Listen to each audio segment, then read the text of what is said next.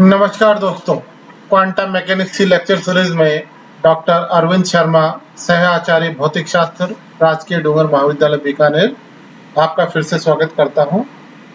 आज हम UG class की क्वांटम मैकेनिक्स की सीरीज में एमजीएस यूनिवर्सिटी के सिलेबस के अनुसार यूनिट 4 स्टार्ट कर रहे हैं।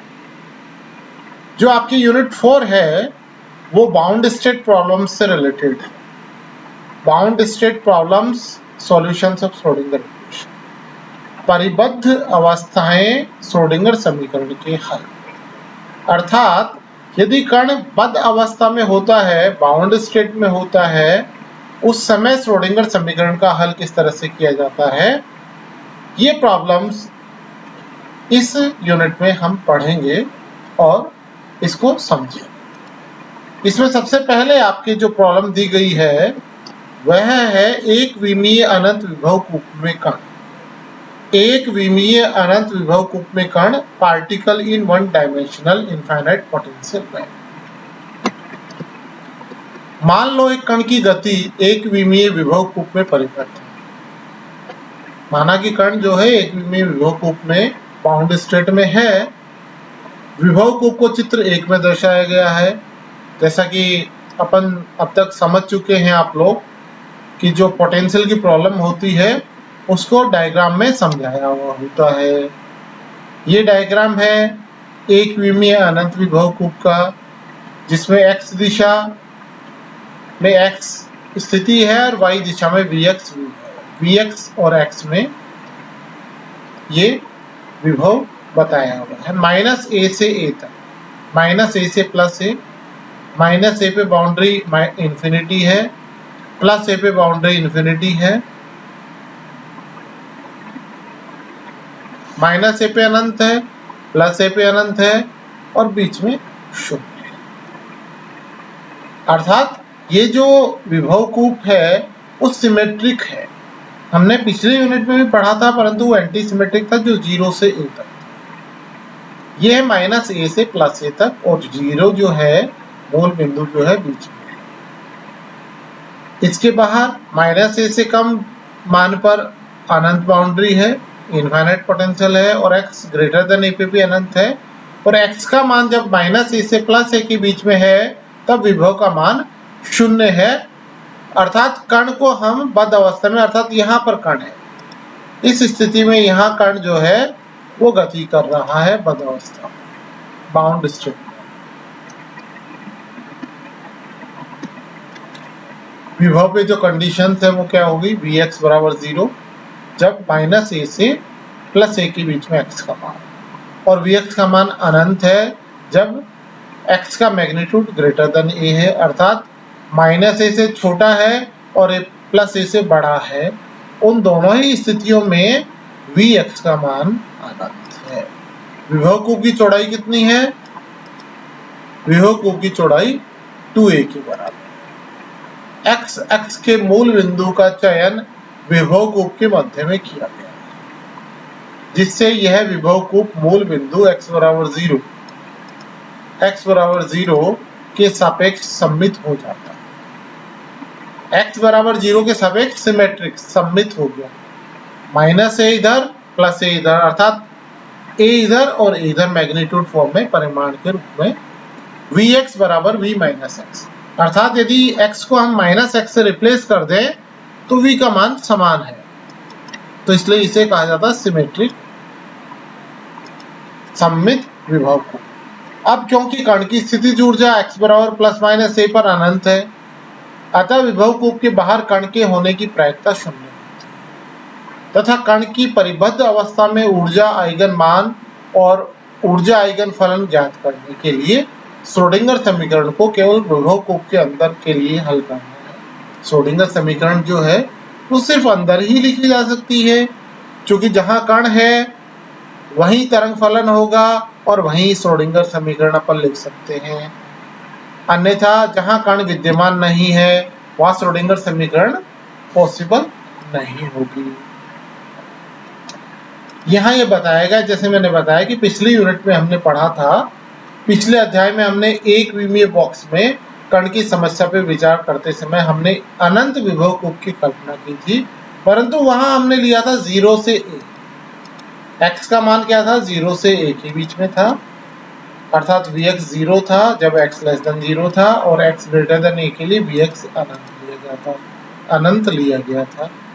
इस अनंत विभव कूप के आइगन फलन तथा आइगन मान हमने पिछले अध्याय में ज्ञात किए थे, लेकिन यह विभव कूप सममित नहीं था, एंटी सिमेट्रिक था, अर्थात vx का मान v माइनस x के बराबर नहीं था।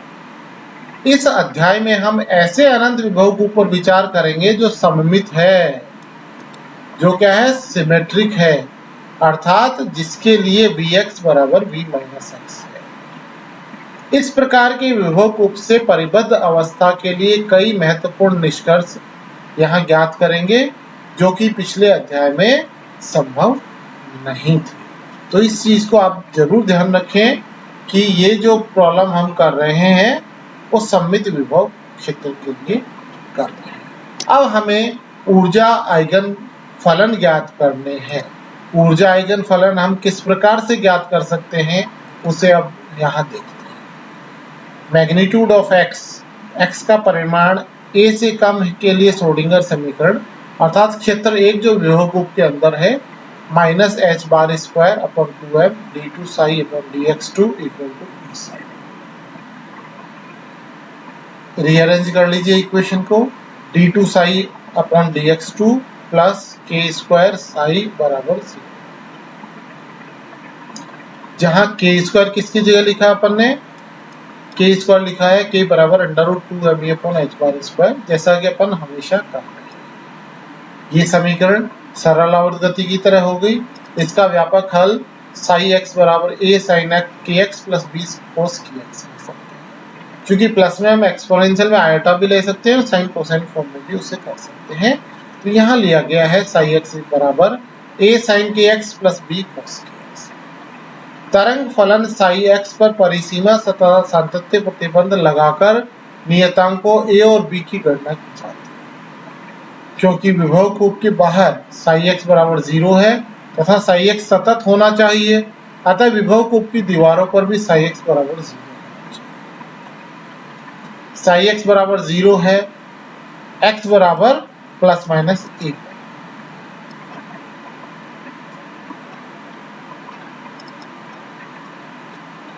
इन प्रतिबंधों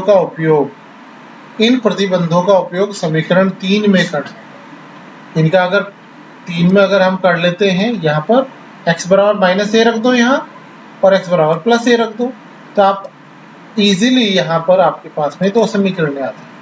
0 बराबर a साइन के प्लस b कोस के, और 0 बराबर माइनस a साइन के प्लस b कोस के। ये प्लस a के लिए माइनस। इन समीकरणों में निम्न दो प्रतिबंध प्राप्त होते हैं। a साइन के 0 है, b कोस के 0 है।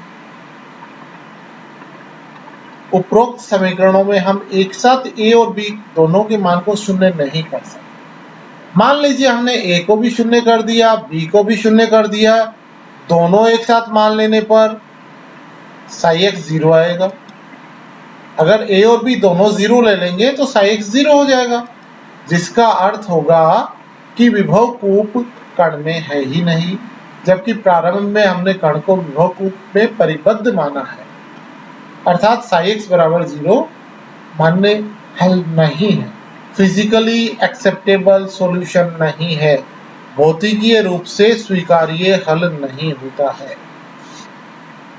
अब इन हलों को यदि हम देखें, एक साथ शून्य नहीं है तो हम दो स्थिति कर सकते हैं, या तो साइन के 0 है या कोस के 0 है। इन समीकरणों को एक साथ संतुष्ट करने के लिए हमारे पास दो विकल्प हैं। दो विकल्प क्या है? a बराबर 0 जब है तब तो कोस के 0 है। यहां यदि देखें a 0 है तो इसके साथ कोस के 0 हो जाए, और b 0 है तो साइन के 0 हो जाए। ऐसी स्थिति में एक बार फिर से रिपीट करता हूं, a यदि 0 है तो कोस के 0 हो जाए, और b 0 है तो साइन के 0 हो जाए। ऐसी स्थिति में दो हल संभव है, a बराबर 0 कोस के बराबर 0, दूसरा b बराबर 0 साइन के बराबर प्रथम विकल्प के अनुसार श्रोडिंगर समीकरण के हल इस प्रकार होने चाहिए कि cos k a बराबर 0 है, अर्थात cos k यदि 0 होता है k बराबर n पाई अपॉन 2 होगा, अर्थात k बराबर n पाई अपॉन 2, जहां n 1 3 5, यहाँ n का मान 1 3 5 है, विषम पूर्णांक तभी संभव है, अन्यथा तो मान बदल जाता है, हमें cos के मान का पता है। इस विकल्प के अनुसार आइगन फलन जो है a बराबर 0 रखेंगे तो साई x बराबर क्या आ जाएगा, b cos kx। अब यहाँ पर अगर हमें b का मान ज्ञात करना है, नॉर्मलाइजेशन कंडीशन का हम ले सकते हैं, सामान्यीकरण प्रतिबंध 1 बराबर माइनस अनंत से अनंत साई स्टार साई dx। यहाँ इसके मान को रख देंगे तो b स्क्वायर बाहर आ जाएगा, cos स्क्वायर kx अंदर रह जाएगा और माइनस a से प्लस a के बीच में उसको आराम से आप इंटीग्रेट कर सकते हैं, इससे b का मान अंडर रूट 1 अपॉन a आ जाता है।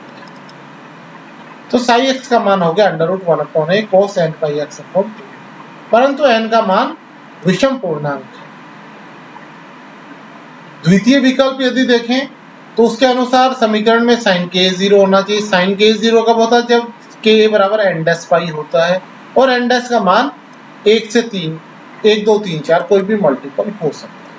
सभी पाई के मान के लिए साई का मान 0 होता है। यहाँ n डैश हमने क्यों लिया, n डैश हमारा लेने का जो अभिप्राय है हमारा ये है कि अगर हम ऑड और इवन को कंबाइन करना चाहते हैं तो n डैश की जगह अगर अपन n/2 लेते तो k का मान n पाई अपॉन 2a हो जाएगा, जहां n क्योंकि 1 2 3 है तो n/2 क्या होगा, n/2 क्या होगा, n बराबर 2n डैश होगा, तो n का मान जो होगा समपूर्णांक, cos वाला मान था विषम पूर्णांक और ये हो जाएगा समपूर्णांक, cos वाला हो गया ऑड और ये हो गया इवन। तो b बराबर 0 पर हमारे पास में साई x का मान a sin x आ जाएगा। फिर a का मान ज्ञात करना है तो उसी प्रकार से बाउंड्री कंडीशन से अंडर रूट 1 और साई x बराबर under root 1 upon a sin n pi x upon 2a x, जब n का मान समपूर्णांक है, ये मान हम ज्ञात आसानी से कर सकते हैं। ऊर्जा आइगन मान अनंत विभव रूप में परिबद्ध कण के लिए समीकरण 13 और 17 द्वारा प्रदर्शित इन दो प्रकार के आइगन फलनों के लिए k के व्यंजकों का समीकरण 10 तथा 15 को मिलाकर ज्ञात कर सकते हैं। हमें पता है k बराबर n पाई अपॉन 2a है, यदि k बराबर n पाई 2a है तो हमें पता है कि जो बद्ध कण की जो ऊर्जा है वो k बराबर under root 2m upon h bar square से दी जाती है, वहां से e का मान e बराबर h bar square k square upon 2m आ जाएगा और यहाँ यदि हम रखते हैं तो ये मान आ जाता है n square pi square n square h bar square pi square upon 8m square, जहां n का मान 1 2 3 है, चूंकि ऑड और इवन दोनों हमने मिक्स कर लिए हैं। अनंत विभव परिबद्ध में ऊर्जा क्षेत्र क्वांटाइज्ड होती है, क्वांटाइज एनर्जी जो होती है वो डिस्क्रीट होती है और n के संगत मान के लिए En बराबर n square pi square h bar square upon 8m square, इसका फॉर्मूला आता है। सिद्धांततः कण की ऊर्जा स्पेक्ट्रम में अनंत लेकिन डिस्क्रीट ऊर्जा स्तर E1 E2 होते हैं जो कण को बद्ध अवस्था को व्यक्त करते हैं। महत्वपूर्ण बात है कि प्रत्येक ऊर्जा स्तर के संगत केवल एक ही आइगन फलन उपलब्ध है, अर्थात आइगन फलन कैसे हैं, नॉन डिजर्ट, अनअपभ्रष्ट हैं, क्योंकि एक आइगन मान के संगत एक ही आइगन फलन है इसलिए नॉन डिजर्ट है। चित्र 2 में ऊर्जा स्तर को आइगन फलनों को दिखाया गया है। पिछले अध्याय में हमने क्या देखा था कि पिछले अध्याय में के अनुसार ऊर्जा अगर अपने को ऊर्जा मान निकालना तो L बराबर 2A ले लो, L बराबर 2A लेने से आपके पास में परिबद्ध ऊर्जा आइगन फलन का मान आ जाएगा। ये जो है आइगन फलन का जो है वैल्यू, यहाँ पे इसको फिगर को समझाया है, ये बाउंड्रीज हैं, तो ये आपके पास में इस प्रकार से आप देख रहे हैं बाउंड्रीज पे जो आपके नोड्स बनते हैं मगर वो काउंट नहीं होते हैं, ये 2 हैं मगर अंदर कोई भी नोड नहीं है, यहाँ एक है तो ये एक आएगा मगर इस नोड की संख्या n/1 के बराबर होती है।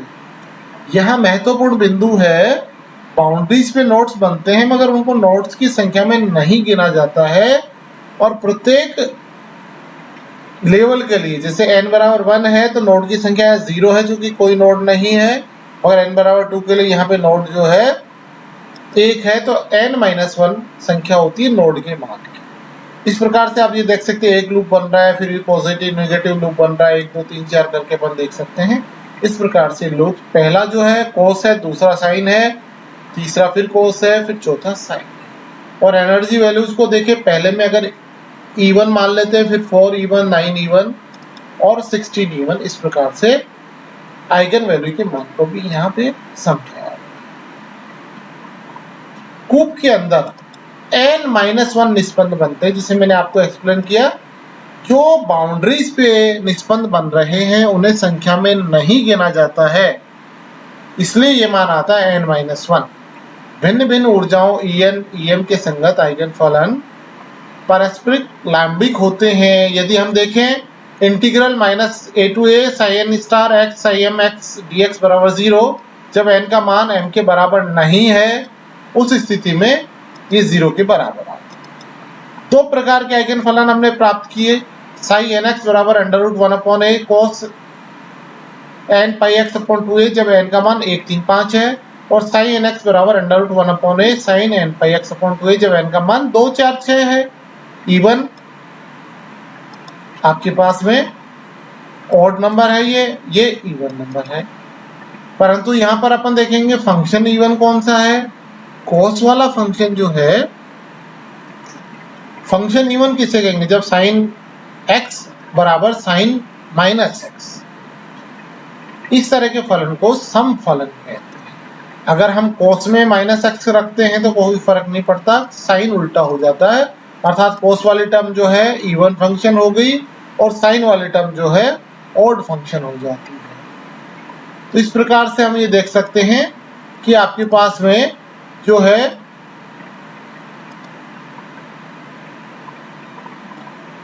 यहाँ हम ये देख सकते हैं कि आपके पास में जो ये फंक्शन है आइगन फलनों का इस प्रकार से सम तथा विषम फलनों में वर्गीकृत होना, क्लासिफिकेशन हो जाना, ये सममित विभव कूप की एक विशेषता है। आपके जो सिमेट्रिक पोटेंशियल वेल लिया है हमने, इसकी एक विशेषता है, इस कारण से सम और विषम फलनों में वर्गीकृत हो जाता है। व्यापक रूप से हम ये कह सकते हैं कि एक सममित विभव कूप के लिए श्रोडिंगर समीकरण के हल सदैव इस प्रकार प्राप्त किए जा सकते हैं कि किसी ऊर्जा स्तर के संगत आइगन फलन या तो सम फलन हो या विषम फलन हो। इस प्रकार से हमने आज इनफाइनाइट पोटेंशियल वेल जो सिमेट्रिक पोटेंशियल के लिए है उसको हमने समझा है। ये आपके यूनिट 4 का फर्स्ट जो है टॉपिक है जो हमने आज कवर किया है। धन्यवाद। Thanks to all of you.